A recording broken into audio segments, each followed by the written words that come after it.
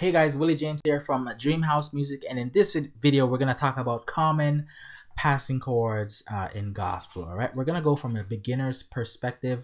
I don't want you to just copy chords and not understand what you're doing. It's good to know the theory, know your foundation, so that you could be creative, so that you could play in different keys, which is the goal of playing gospel by ear, right?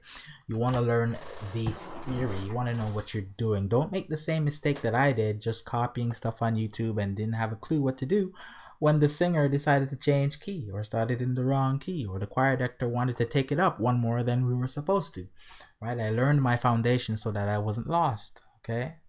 And yeah, so if you want to learn more about gospel piano, if you're a beginner, you're interested in learning, click the link below for more resources. And also remember to like, share, and subscribe to share the love with the gospel piano community, and I'll definitely appreciate that. So let's get into it. Before we talk about passing chords, we got to talk about chord progressions. Okay, what are chord progressions? It's simply a series of chords. Okay, and these series of chords usually accompany the melody. Okay, so chord progressions, all right, accompany melody. For instance, Amazing Grace, we're in C major. We're on the 1 chord, all right? C is the 1 chord. Now we went to the 4 chord, which is F major. 1, 2, 3, 4. F is 4. Diatonic chord built on the 4 is F major. So we call this the 4 chord. How sweet is the 4? So that chord progression was a 1 to the 4. Okay? That saved back to the 1. A wretch like me. Now we went to the 5. So what was that chord progression? It was a 1, 4, 1, 5. Okay, that's the chord progression. It's a series of chords that follow a melody. Or let's do another song. Here I Am to Worship, right? That's a 1. That's a 5. So we went from a 1 to a 5. All right, because G is 5 in C. 1, 2, 3, 4, 5. So 1. Here I am to say that. What's this? Oh, it's a 6. Because A is 6. 1, 2, 3, 4, 5, 6. Say that you're my God. You're my God. To the 4 chord. I apologize for my singing. You know what? Let's stay here.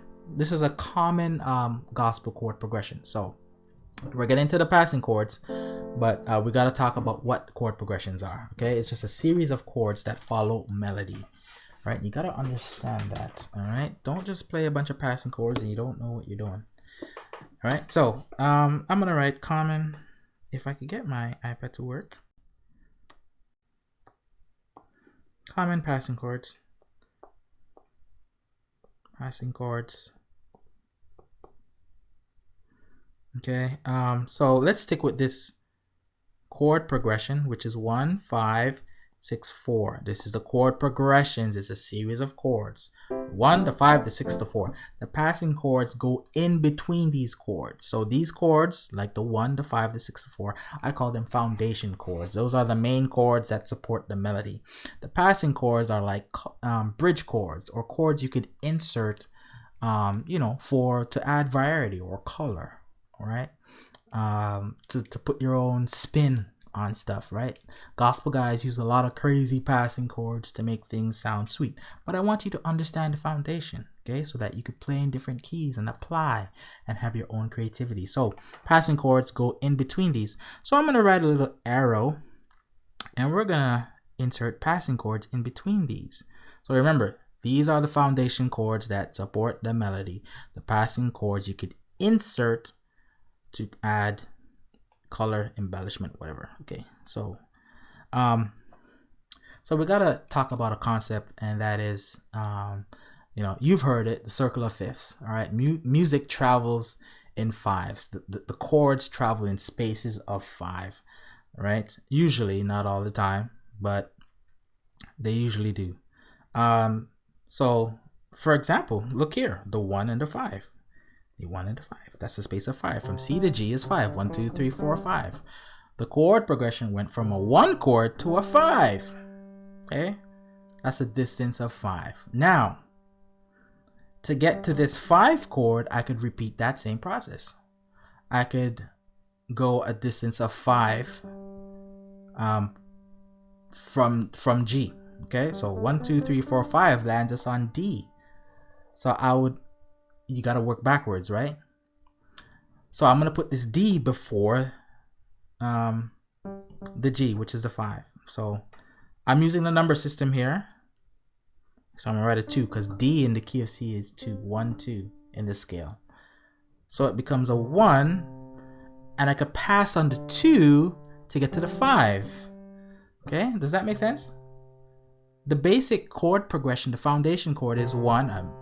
Here I am to worship, here I am to bow down on the 5. But again, I insert a chord that's 5 steps from here before it, okay, which is D. So I go here, right? It doesn't matter which octave. So 5 steps is up here, but I could put this D anywhere. So I just put it here, right? So 1, 2, 5. So this 2 is what we call the passing chord. So I'm going to circle the passing chord to 2. Okay. Now, what's the passing chord before the 6? Same process. Count up 5 from 6. 1, 2, 3, 4, 5, which lands you on E. What is E in the C major scale? It's the 3. So I put the 3. I'm going to circle it before the 6. So here I am to worship. Here I am to passing on the 2 to the 5. Bow down. Here I am to the 3 to the 6. Say that. Okay. Hopefully you're following me. I counted up 5 from the A because music usually travels in spaces of 5. 1, 2, 3, 4, 5. Right. The E is up here, but I put it down here. Alright, so we're passing on this E because it's 5 steps from A. Okay. Alright. Now the last foundation chord is an F chord. So the F bass, same process. What's 5 steps from F in the key of C? Counting up the scale. 1, 2, 3, 4, 5. Oh, that lands us on C in the C major scale. What's C? Oh, it's a 1. So the passing chord becomes a 1. Okay? Does that make sense? So we have the 1, the 5, the 6, and the 4, which are the foundation chords. Follow me, please. Okay? Worship, here I am to bow down. Sorry if I'm messing the lyrics up. Here I am to say that the 6, you're my God. 1, 5, 6, 4. Let's insert the passing chords. Here I am to worship. Here I am to. Ooh, that 2 chord sounds really ugly though, right? But that's the 2 chord. It's the basic 2 chord, right? Which is the diatonic D, F, A. To bow down. Here I am to 3, which is E minor, diatonic on the 3 is E minor. To say that you're my God. Okay, so I just played the passing chord. So the 1, worship, is foundation. Passing on the 2 to the 5, to bow down.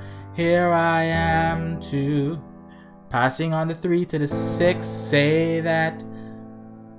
Right? Passing on the 1 to the 4, you're my God. Faster.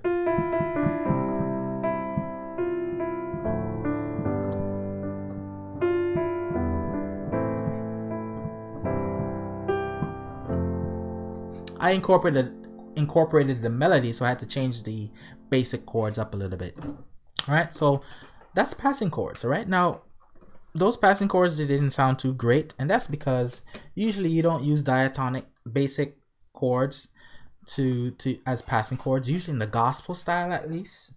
Not always, but usually you use what's called dominant chords or dominant 7th chords. What the heck are those? Let's explain. So we got the 1 chord, which is C. The 2 chord is diatonic, is D, F, A. Okay, but we gotta transform this 2 chord, the diatonic 2 chord, which is a minor chord, into a dominant chord. How you do that? You turn it into a major chord.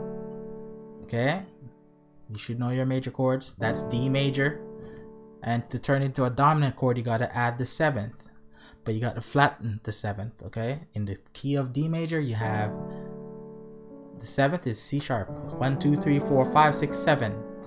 So if you're building the chord in 3s, you get this D major 7th, but we're not using major 7th chords. We're using we call it dominant 7th chords or dominant chords, which is the major 7th flatted. Okay, so this is called D7, right, or D dominant.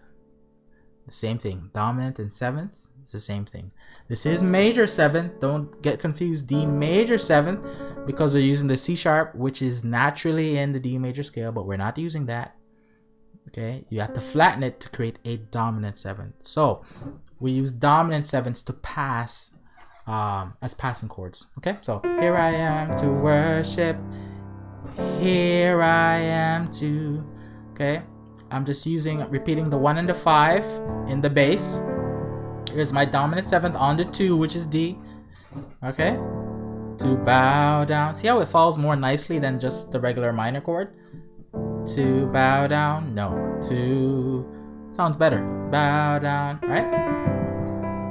Here I am to bow down, okay?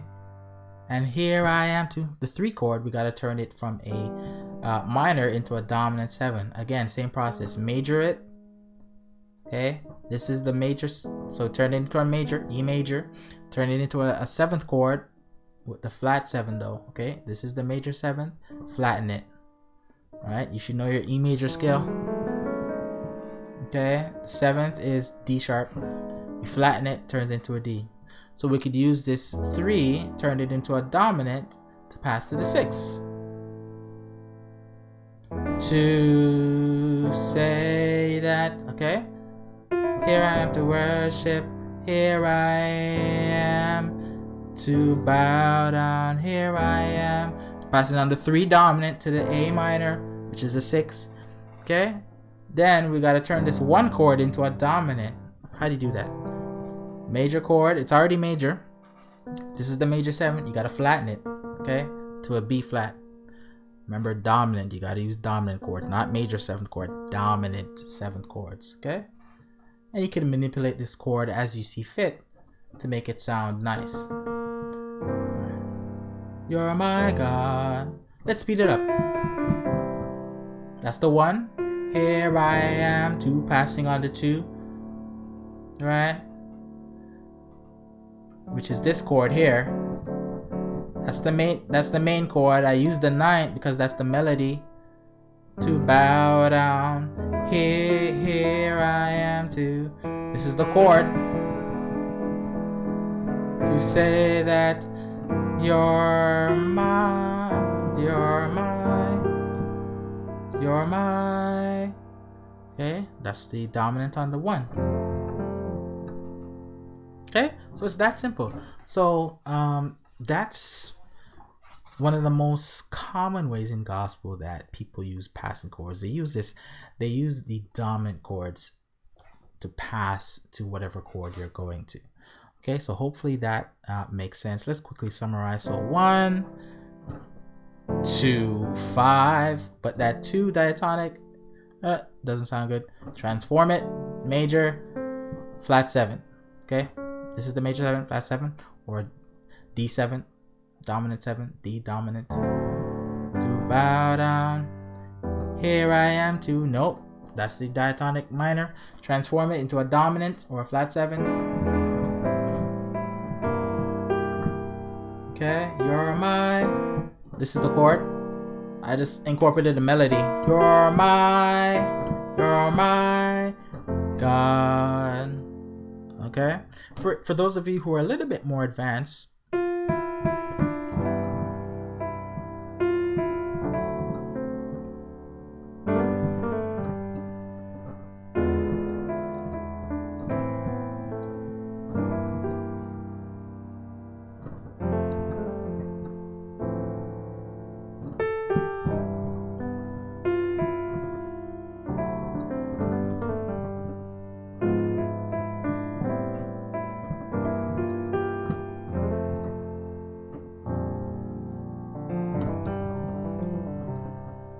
okay, so hopefully you learned a quick tip that you could use. Apply this to different keys, explore, use your creativity, and we'll be sharing more videos with these concepts. All right, peace.